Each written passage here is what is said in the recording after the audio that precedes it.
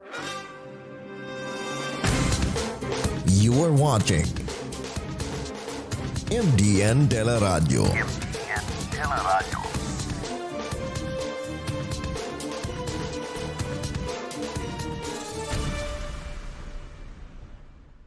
The views and opinions in this video are those of the anchor, the program host, and its guests. Do not necessarily reflect the views of MDN Teleradio. Furthermore, the assumptions, views, opinions, and insinuations made by the administrators through the programs and the comments do not reflect of the management of MDN Teleradio, Mindanao Daily News, and the page itself.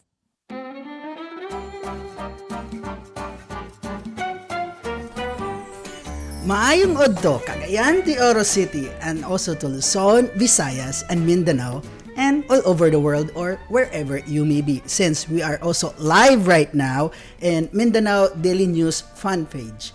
I'm Coach Ben and welcome again to another segment of Easy Trade where I will make forex trading fun and easy to learn. By the way, and also for today, we're going to discuss on how to trade in forex trading using forex currency. Okay, so in other words, we're going to how do we trade using currencies so that we can already do the trading in in the forex market. But first, let me share to you on how did I started in forex trading and how did I overcome all the challenges, and from the challenges that I had before, I was able to be profitable in forex trading, the ups and downs, and it really molds me to be a better profitable traders right now. Well, same as everyone, I also started from the beginning. In other words, I also don't have any single idea what is forex trading. As a matter of fact, every time when I look at the screen, I could still remember the first time when I saw the screen on forex trading, I saw a dragon lang or sarimanok. Parang ganun lang talaga ang nakikita ko before, because the fact is that I really don't know what is this forex trading all about. But then again, I keep moving forward because I know that this is something new to me, and I'll be honest, I was really 100% hesitant at first, okay? Because this is anything that is something new to us, parang that really drive us to be scared, to be worried baka we're not doing the right thing, or probably we're doing out of the context. In other words, parang baka what we're doing is it would just lead us to more failures of what we're possibly going to do. But then again, what really drives me so much to move on, why I have to move forward, why I have to pursue in forex trading, because to be honest, when I saw kasi forex trading before, I tend to think that this forex trading is only for the rich people or for the wealthy people, because admitted naman natin na we usually saw that naman sa Facebook, sa Instagram, even sa Google, sa Yahoo. Pag sinasabi natin forex trader, di ba nakikita natin some are other riding private jet, even yacht, and having nice cars. Parang at the back of my head, parang kaya ko kaya to. Parang ganun, I was saying that to myself. But to be honest, I wasn't able, I was not discouraged to a certain extent that what drives me to keep moving forward, because I have this motto of mine that believing is the first key of success. So, because of that, I said to myself na if they can do it, why I can't? O, diba? Parang yun yung naging motivation ko. Kasi what makes them know or what makes them profitable about in forex trading and why I can't do it, parang yun yung nagiging baseline ko, which in fact, it really resulted to a very, very nice result naman. So, of course, before I did that, I invested my time. There also extra effort about it.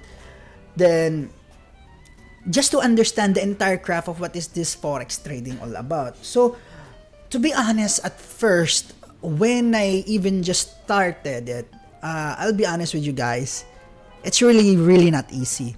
Lalo na if you are not really guided, or even if you will be guided, but then again, you will still be the one to trade kasi on the market eh. Even if you have different mentors, even if you have lots of different coaches, even mga advisors, or even from other traders all over the world, because you can connect naman with them through Facebook, through FaceTime, or to other social medias.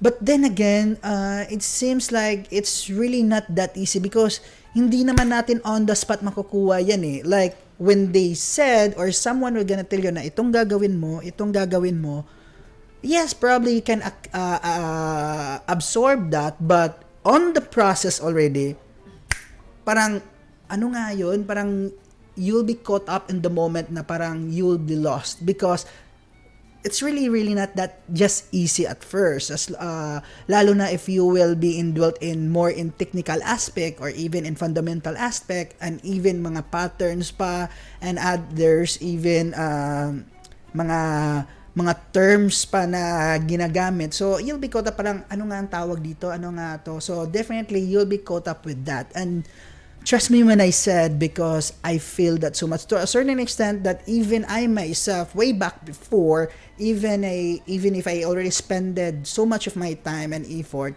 parang along the way, parang may kulang pa rin. Because in Forex kasi, to be honest with you guys, it's not just if you already know these things, you're done. Because Forex kasi, or like with other things, Forex is a continuous learning process. Okay? It doesn't mean that if you already been profitable right now, you will never face losses. It doesn't mean that if you already know these things, even if you're gonna see these patterns, it doesn't guarantee you that ito talagang literally mangyayari. All you have to do is just to manage it properly. Okay?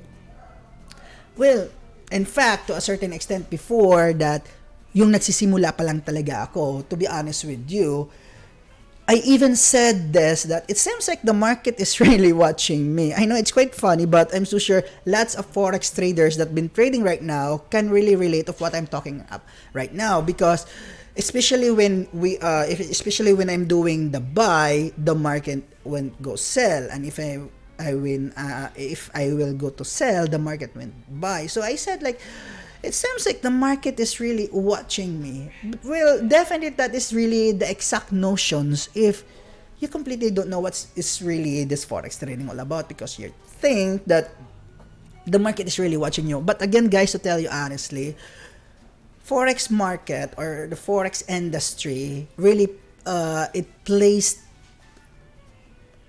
so big dollars. Like what I'm talking about, they playing like not just thousands of dollars a day, not just millions, not even just billions, but trillions of dollars per day. Imagine how huge, how big the scope of that market. And then I just said to myself before that it seems like the market is just watching me, but in fact it's not. Okay, it's just that's really just the notions of traders that are just on the beginning process.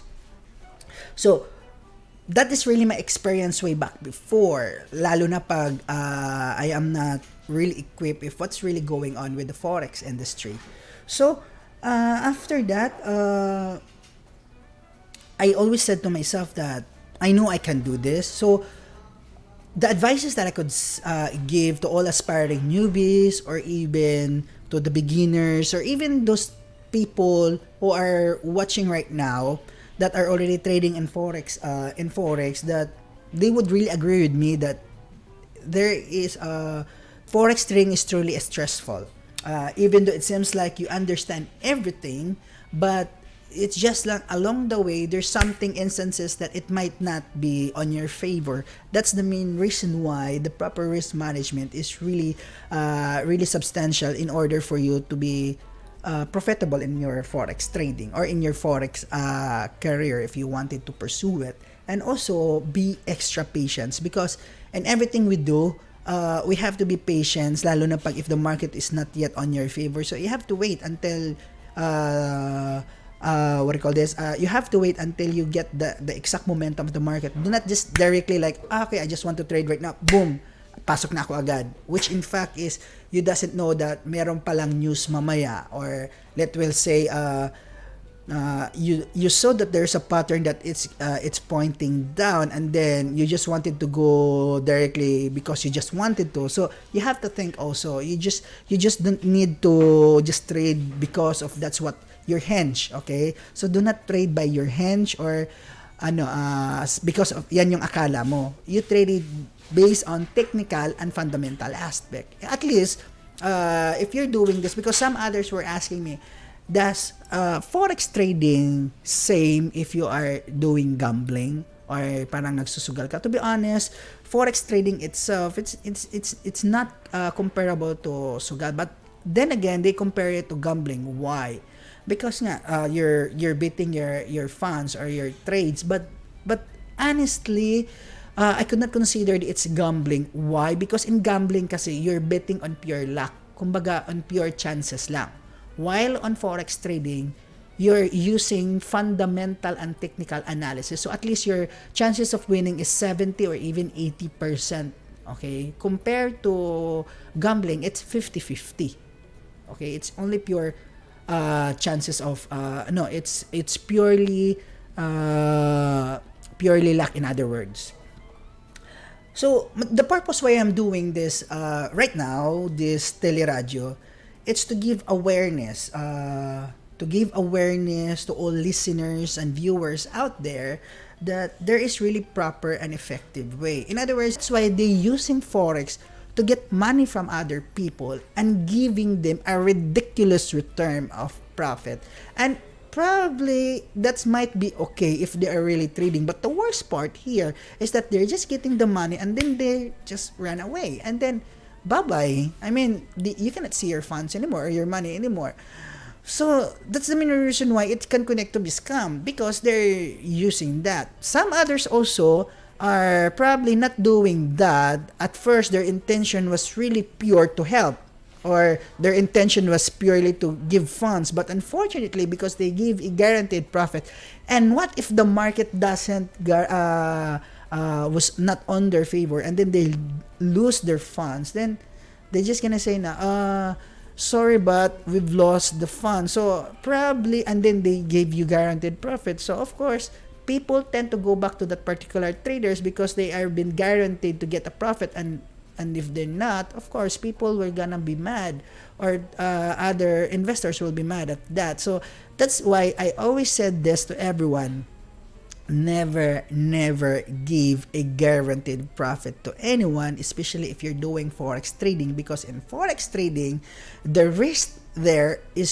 huge. In other words, if there's a huge risk, there is a huge potential profit. But again, it's just a matter of how you manage your risk, because managing your risk properly would lead you to make more profitable in a way that you will never expose too much of your funds. So that's the main reason why people tend to forget to understand that if they are given a guaranteed, so they are expected a return. But in fact, what if it's the promise was not met up? So that's why. And also, people tend to consider that a scam if they don't know what they're doing. What I'm talking about is just like this.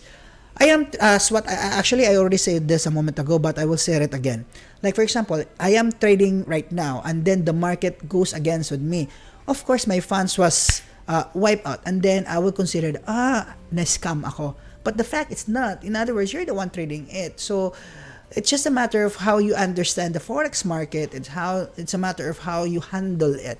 Okay, it's a matter of how you let it to absorb it to your system. If you really want to understand what is forex trading all about, and also through this hosting of mine in this teleradio right now, because I know I can reach more people, just like you guys watching right now there in Facebook. Because through this, I could able to share to those people who are really eager to learn and understand, to at least to have a potential profit in forex trading. Because especially right now, that we won't deny the fact that we are still facing this COVID-19, and then of course, as a matter of fact, there's even lots of establishment, even just here in Cagayan de Oro, there are already lots of franchise businesses. What I'm talking about, not just franchise, but very well-known franchise businesses that are already closing.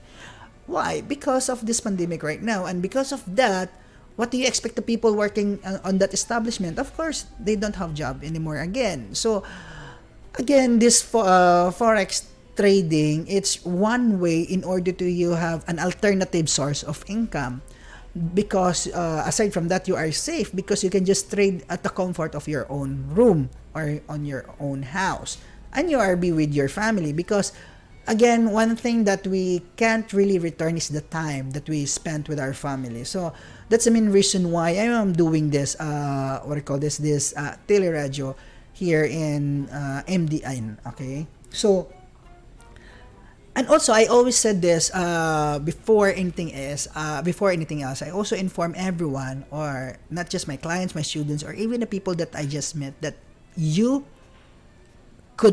or anyone could really be a forex trader, because you only have to do buy and sell, and there's nothing in between with that. It's only buy and sell. But the question here, could anyone could be a profitable traders? The answer is still yes. You could be profitable in a matter of a week, in an hour, or even in a day. But the question here, could anyone could be a consistent and sustainable profitable traders, so that you can able to be sustain your potential income in forex market. Okay, that's why I always inform all my students, all my clients, that if ever they're already been profitable already, or not just profitable, if or should I say, if they already have profits on their trades, I really encourage them to withdraw their profits. So at least if ever the market will go against on them, at least the profits that they had, it not will not be included or will not be wiped out. At least they will still able to have savings on their own,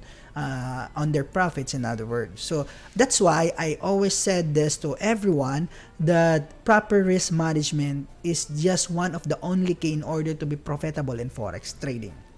Well, I'll be reading more shout out later pagbalik natin. Okay? So after the break. Thank you.